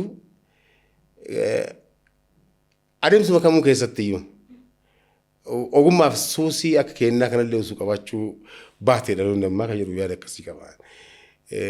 Wanti martinuu waan ikkiisaatti osoo ta'e. Hojii ogummaa gaazexeessummaallee jaalachuu qaba, dirqamaa jaalachuu qaba. Ittiin boonuu qaba, ittiin boonuu qaba. Jireenya ofiillee dagachuu qabu. Kun immoo sirriitti jira sararamee sirriitti hubatamuu waan qabudha. Dhaamsan dhaamu tana. Wanta itti gaabbullee tanuma. Fixeera ulfaadhaa. Odeeffannoo yeroo waggaa hammanaa yeroo ogummaa kana keessa turtu odeeffannoo nama gaddisiisu miira kan kee kan to'achuu dadhabdee odeeffattee jira kan yaadattu. Odeeffannoon miira kiyyattiin to'achuu dadhabe jira. Akka itti ta'ellee amma akkuma wayiitti ta'ee yeroo ministeerri muummee duraanii du'an tokko jirti. Ogummaan gaazexeessummaa illee jiraate aantummaan jira, aantummaan sabummaa jira, maaliin jira. Maqaa namaa dhabuun barbaachisu. Ministeerri muummee duraanii yeroo booqatan sanitti eenyu akka booqatan beekama. Ministeera muummee darban keessaa kaa eenyu akka booqatan waan beekamuuf maqaa dhabuun illee barbaachisu. Magana mara buyyaa. Kanaaf yeroo sanitti an daarektara ture. Editara in chief jechaadha OBN keessatti yeroo sanitti gurbaan ispoortii gabaasu tokko maqaa isaa dhahuun hin barbaachisu kana soofumar miidhaan dhiifama haa godhu. We should have to protect the privacy of the personality. Kanaaf akkasitti eeguu qabna waan ta'eef maqaa dhahuu nattaafuuti. Ani gammadee wallaalee miiraan waan jedhaa jiru hin beeku namichi du'uu isaatti namni nama du'etti illee hin gammadu. Dingata balbala baneetti ol seeneeti jedheeti hoogganaa kiyyatti dhaqee Muusaa akkaataa araayamichaadha. Baay'ee wanta garaa nama nyaattuudha dubbiin tun sirriitti hubadhaa. Ani akka ammaa kana kan hin dulloomne sirriitti hatattamaan durseetiin nama hawwachuu danda'u waan ta'eef gurbaan kun waan inni jedhu deemu hin beeka waan ta'eef maal godhee faana dhahee habuure. Muusaan ministeerri muummee boqochuutti baay'ee gammadee utaalee bilbilaan obboleessatti haasa'aatiin jiraanaan jedhu. An gammadee biiroo keessa fiiguun sirrima. Cufadhee. Innillee banee dubbachuun isaa baneen arguun isaa sirrima. Kanaan amma akkas ta'e jedheetiin himachuu qaba. Hin himattu. Kun macaarrishaa waan isa xumuraate jedhamu. Ofirratti murteessuu qabda. Kanaaf maal gochuu qabda? Caaltee argamuu qabda. Caaltee argamuu qabda maal gochuu qabda? Oduu isaa hojjechuu qabda. Oduu ministeera muummee du'anii kana. Oduu ministeera muummee du'anii kana rikkeerdi isaa akka carraa ta'ee miidiyaa Itoophiyaa keessatti networkaa qaba. Miidiyaa OBN keessatti networkaa qaba. Oduu tokko daqiiqaa 17 jedhani. Du'uu ministeera muummee duraanii. Ministeera muummee du'ee sinuun beektanii. Du'uu ministeera muummee duraanii daqiiqaa 17 jedhani. Gootawwanii leencawwanii akeekaa fuulduraa dhaloota maaliyyoo akkas ta'anii an jaaladheeti miti hojjedhu. Afaan jawwee keessa akka seenneef afaan warra basaastota yeroo sanii keessa akka seenneef ijoollee kiyyarraa mana hidhaatti akka seenneef waan san hojjedhe yaani. Akka tasaa ta'ee gurbaan itti meelleen saalfatee galgaluma san ministeerri beeksisaa yeroo sanii Barakat Simoon oduun akka OBN hojjete sanitti hojjetama. Du'a ministeera muummee keenna akkaataan itti OBN gabaase fakkeenya guddaa ta'uu kan danda'udha. Oduun akkasitti hojjetama kallattii miidiyaa biraatti kallattii haalitti kennantu jira jechaadha. Gurbaan asii akkaataa walaqa kibiratti dhaqee maal taaree qilleensa irratti hafee muraaf. Kanaaf dursitee argamuu qabdaadha. Wanti tun garaa na nyaatta gammaa jechaadha. Baay'ee waan gaarii na yaadachiifte. Gaafa ministeera muummee sun awwaalamus yeroo sanitti ittaana ministeera muummee kan turan baayogiraafii ministeera muummee du'anii sanii haalitti dhiyeessanii fi achi keessatti waan argametti jira. San booldi godhee haalitti hin baasee ittiin gabaasa jiraani. Kunis waa'ee xiqqoo siyaasaa faana wal qabataa bakka hundeeffama maalii jedhan kan faana waan wal qabatuuf amma hadiraa san keessa seenuu hin barbaadu ani. Tafsiira san waan argadheef sirriitti tafsiira san maal godhee booldi godheetiin baasee sorgoo fi sokoon adeetii fi harbuu culullee odaa harbuu culullee illee gaafsan ifa baateen eegalteen. Gaafa ministeerri muummee duraanii du'an sun itti awwaalama. Sirna awwaala sana irratti baayogiraafiin ministeera muummee du'e sun maal ta'e ittaanaa ministeera lubbuun jiru santu dhiyeessee namni hin galaafi waan beekuuf jechaadha. Kanaaf yeroo san dagaltee harbuu culullee dharratti hundeeffame dhaabbanni maalii kan jedhamu akkas ta'e akkas kan jedhamu adaa dharratti hundeeffamne bakki inni itti hundeeffamillee adeet ta'uusaa sirriitti kan ibsan ittaanaa ministeera muummee sana gaafa ministeera muummee du'e sirna awwaala irratti dubbiin ifa baate tafsiiratan argadhe gaafsan immoo daqiiqaa 15 hojjedhe oduu isaa jechaadha. Akkasitti lubbuu kee baraaree gaafii bareedina yaadachiifte gaafii biraa qabdu. Maaliif engadda obbo Yoonataan Dhibbasaa yaada isaanii nuu kaasanii turanii hundeessaas turanii asumaan nu yaadachiiste nutis konfiirmsii gochuu fi yeroo sana dhimma siyaasaa ture malee kan hundeeffame illee achuma akka addeetti ta'es nu mirkaneessaniiran siin jechuu barbaadanii horii bulii deebanii dhaamsi gabaabduu qabdu yoo jiraate siif kennine nutis kanumaan xumurra. Dhaamsa guddaadha. Soofumar miidiyaan akkanaa akka nu baay'atan barbaanna. Soofumar miidiyaan hangammaatti adeemsi ittiin imalaatiin jirtan baay'ee bareeda. Ammallee hayyootiin Oromoo dhokatanii ruuqaa keessa jiran. Warri beekumsa dilbii barumsa ammayyaatiinis ta'ee barumsa aadaatiin sammuun isaanii ol duroomeetiin sirriitti dhalootaaf waan baay'ee sheep gochuu danda'an qaruu danda'an baay'ee waan jiraniif ammallee adeemsi ittiin jalqabdan adeemsi ittiin deemaa jirtan waan baay'ee bareeda. Kana caalaa warra ruuqa keessa jiran beekumsa isaanii kan ol kute dhalootaaf dhalee ta'uu kan danda'an dhalootaaf akeektuu kan ta'an qaroo kan ta'an kan dhaloota qaruu danda'an kanneen bakka Oromiyaan badhoo waan taateef keessaa bahuu hin danda'amu. Baay'ee badhoodha. Daakanii keessaa garba guddaadha. Garba guddaa kana keessa daakanii bahuu waan hin dandeenye kanneen keessa cimsanii amallee abuurtanii hodheessan dhaloota kana keessa coba guddaa cobsuu hin dandeettan jedheetii yaada. Anammoo dhugaadha. Namni qaamoleen 2-3 yeroo 4-5 akkas na gaggaafatan jiru yeroo jalqabaatiif soofumar miidiyaan na gaafateennan accept godhee baay'ee asirratti kiyyaaf masratin afeeruu kan keetiif baay'ee galatoomii soofumar miidiyaanis baay'ee asirratti afeeree muuxannoo kiyya waan tokko haguma xiqqoo wayii muraasa turtii muraasa akka dhiyeessuuf na afeertanii as na dhiyeessuu keessanii baay'ee galatoomaa hedduu sin galateeffadhaa ulfaadhaa waraabulaa. Galatoomii kayyee kabajamtoota hordoftoota keenya egaa turtii nuti gaazexeessaa Muusaa Huseen Badhaasoo wajjiniin taasne kana fakkaataa ture torban immoo keessumaa biraatii walitti deebina hanga torbanitti nagaan sin wajjiniin haa ta'u sin jecha Radees Zagayyee fi anis Masarat Dhaabaa si waliin turre hanga torbanitti torban gaarii nagaatti.